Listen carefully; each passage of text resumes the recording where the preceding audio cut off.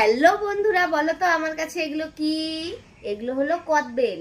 এই কদবেল গুলো আমরা কলকাতা থেকে আনিয়েছি। আমাদের বাড়ির পাশে একজন দাদা কলকাতায় যায় ব্যবসার মাল আনতে, তো তাকে বলে দিয়েছিলাম কদবেল আনতে, কারণ এই কদবেল গুলো আমাদের ফালাকাটাতে পাওয়া যায় না। আর অনেক দিন থেকে মোবাইলে দেখি সবাই কদবেল মাখা খায়, আর আমার মেয়ে মিষ্টুর খুব ইচ্ছে করে খেতে।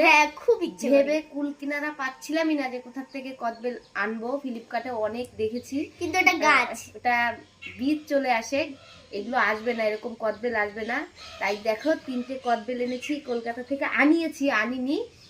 তো আমাদের খুব খুশি খুশি লাগছে, আমরা জীবনের প্রথম কদবেল খাবো।